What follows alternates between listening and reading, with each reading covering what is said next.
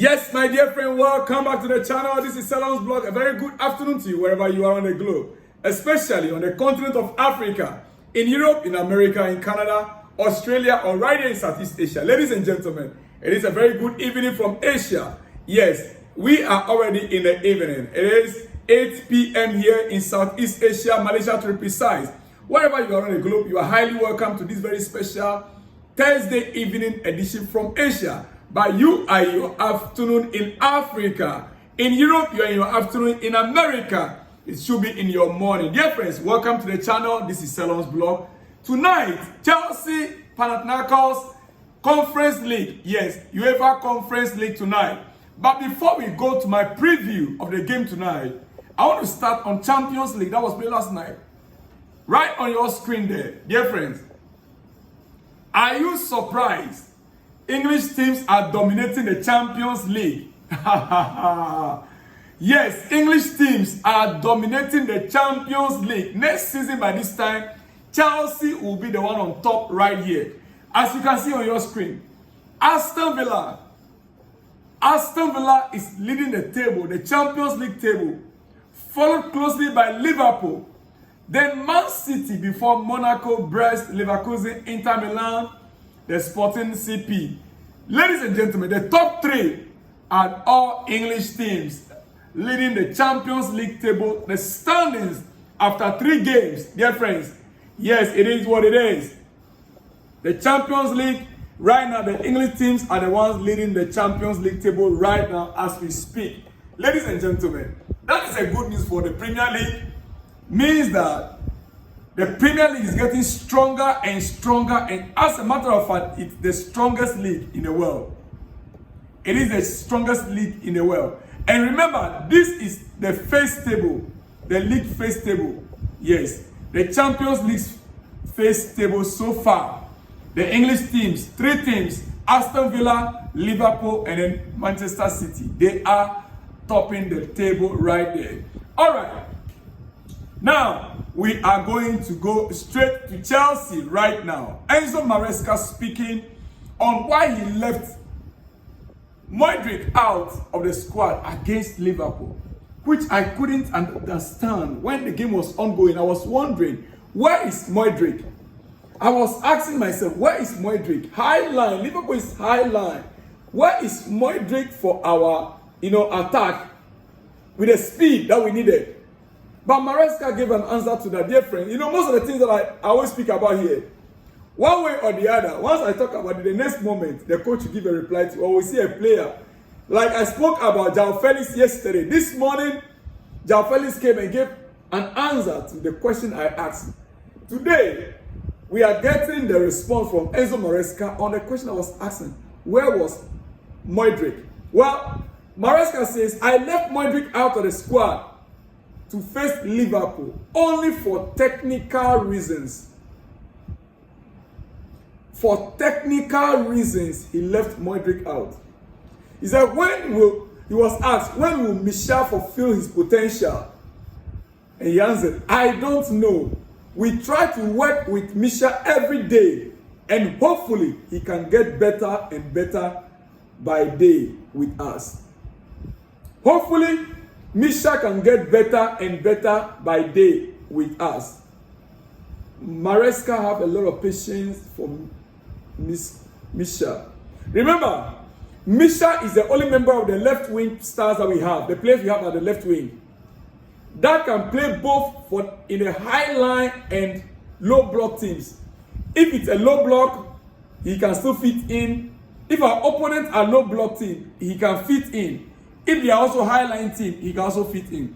Sancho is a player that when we are playing low blocks, he can break through the defense of a low block team. Yes. Neto Pedro can also break through when we are playing a low block team. But both of these players, when it's a high line, they find difficult, they struggle. Just as we saw against Liverpool. High-line team, Sancho could not break through. In fact, none of his crosses went through perfectly. And we were limited from that aspect, from that angle. And that was the reason why when we lack the cross from that left flank. It's just what it is, different. But quickly, we'll not elaborate more on this. Tonight is Chelsea versus Panathinaikos. So we're going straight to that. Now, congratulations to Shimura Moeka, who has officially signed his first professional contract with Chelsea following turning 17. Yes, 3 days ago, Moeka turned 17. He is an academy player. You know, most of these academy players, they enter Chelsea academy from the age of 6, 7, 8. They were in Chelsea academy. Now he turned 17 and he signed his first professional pro contract with Chelsea. Professional pro contract, 17-year-old. Remember, we've been talking about George Achampong from yesterday. George Achampong's, contract. He signed pro contract earlier this year in January. What Chelsea tried to do with Achampong is that because top clubs around Europe, including Real Madrid, wanted him, Chelsea actually wanted to tie him down on a long-term contract. Long-term contract. Maybe, most probably with a release clause. So that it would be difficult for other clubs to come in. Like Real Madrid and Liverpool and Man United, as we heard. Even Dortmund. And this is where the player and his agent, they were resisting. And that is why he was frozen out of the first team squad.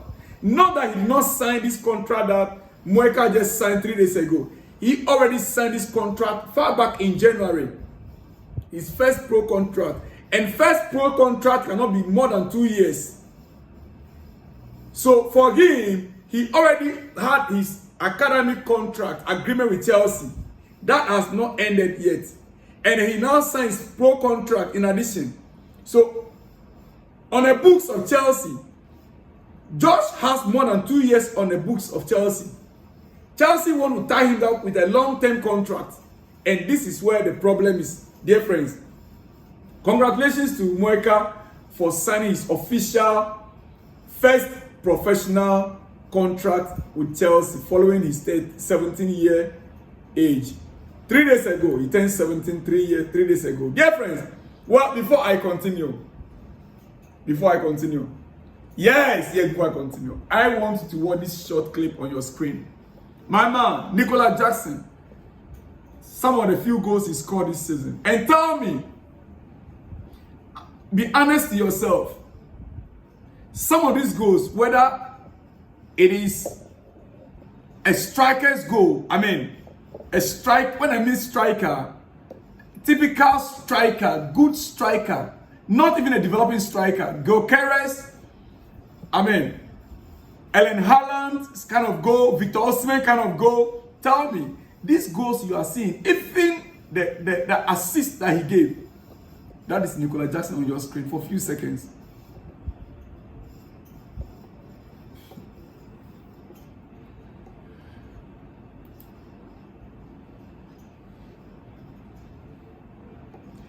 You see, dear friend, it is up to you to judge. I purposely brought this for you. It is up to you to judge. Tonight is Chelsea, Panathinaikos, or Panathinaikos, Chelsea tonight. What are your expectations? I want to go straight away to the preview. Match preview right now.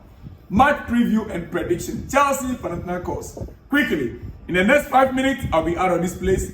And tonight, October 24th, Olympic Stadium, UEFA Europa Conference League stage, match day 2. Panathinaikos in Athens, Greece. Remember, Panathinaikos is a Greece club. Yes, in Athens, the capital of Greece. Athens, Greece. Chelsea from London, England. Yes. Tonight, injury situation for Panathinaikos. They have 2 players that are doubtful right now as we speak. Chelsea, only our goalkeeper, Jorgensen, that is a doubt for tonight. But, he is to have a late test. I believe by now it should be clarified. All right, quickly, ladies and gentlemen. Enzo Maresca has effectively split Chelsea into 2 squads. One focused on the Premier League, while the other aims for the place in the round of 16 of the Europa Conference League. giving a significant disparity in quality between the Londoners and their opponents. Yes, giving the significant disparity in quality, I'm insisting again, in quality between the Londoners and the opponent. The Blues should experience no difficulties finishing in the top 8. Yes, we shouldn't experience any difficulty in finishing the top 8. Particularly since we have already faced one of our toughest opponents this season so far. In the opening match, Maresca's men confidently defeated Belgian side Ghent at home with a score of 4-2 aggregate. 4-2. You see, Chelsea heads into the second round without any squad losses. Enzo Maresca has the opportunity to replicate the lineup that secured victory against the Belgians. Yeah.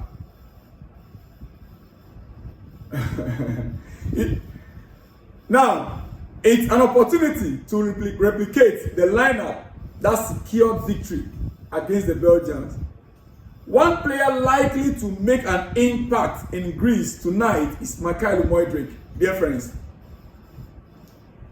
Mudryk, who was omitted from the squad or the lineup that played against Liverpool. The Ukrainian winger was absent from the squad in the match against Liverpool that we lost 2-1 last weekend. The club has not reported any injury regarding the 23-year-old. But the coach made it very clear for tactical reasons he was left out. Against Panathinaikos, we expect to see Mudryk tonight, barring any personal disagreement with the head coach. Dear friends, it is what it is. This is my preview of the game tonight. Panathinaikos has always been synonymous with the status of one of the giants of Greek football. However, the club is currently experiencing far from its best times. The last time the Greens were crowned champions was 14 years ago. And they finished last season in 4th place. Yes, in 4th place. They finished last season in 4th place. The Greens have long been absent from making significant impact in European competitions in recent years. This season, Panathinaikos began its journey in the UEFA Europa League. UEFA Europa League. They began their journey in the UEFA Europa League. They didn't start by playing the playoffs in the Conference League. They started from the Europa League. But after a defeat on penalties to Ajax, they were relegated to the Europa Conference League.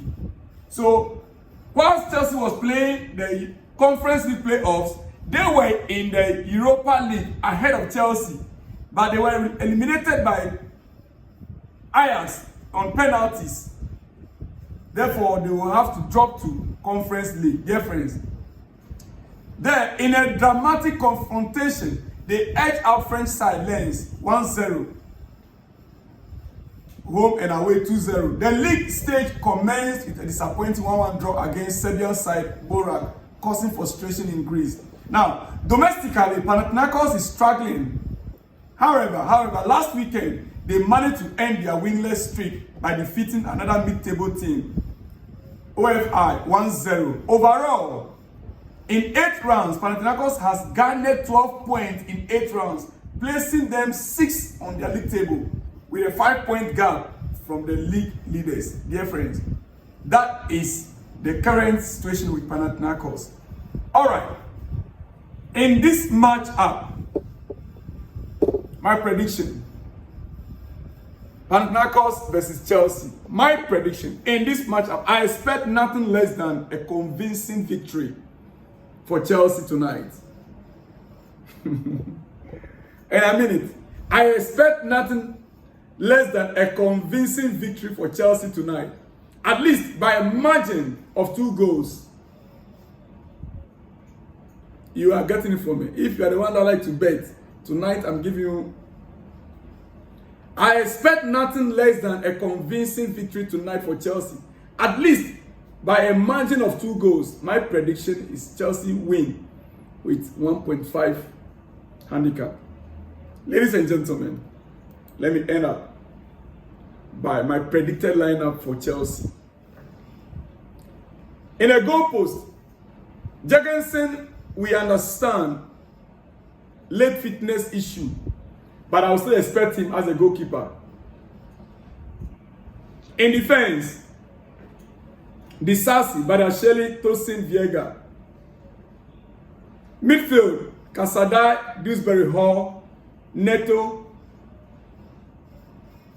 In midfield, Casadai, Dewsbury Hall, and João Felix. I will use João Felix on number 10 position. João Felix, number 10 position. Now, Dewsbury Hall, I'm not too certain. I would prefer to choose Chukwuemeka. But going into the mind of our head coach, I will go for Dewsbury Hall. I would have preferred Chukwuemeka to partner Casadai. But let me just put it that way. Dewsbury Hall, Casadai. Either of these two will be in the midfield. On my left flank, I will go in. On my right flank, I'll go in for Pedro Neto. On the left flank, I'll go in for Mudryk.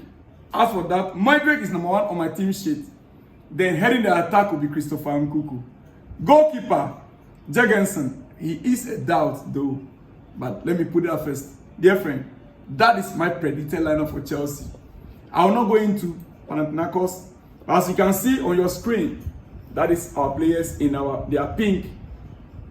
Quickly, before I go, Fenerbahce tonight against Manchester United.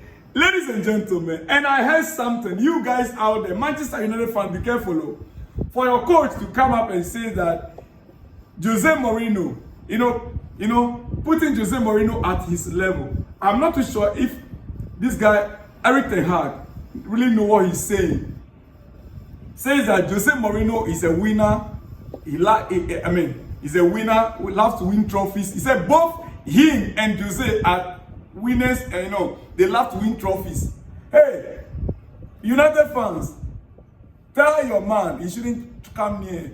He has not even gotten 1/3 of what Jose achieved in football. He has not achieved 1/3. No. He has not achieved 1/3 of what Jose. He shouldn't categorize Jose and he himself as trophy winners at all. Everything happened. No. Stop it right there. Don't come near our legend. Even in Manchester United, before you came in, what he achieved with Manchester United, you have not yet achieved that. And I love what Jose said.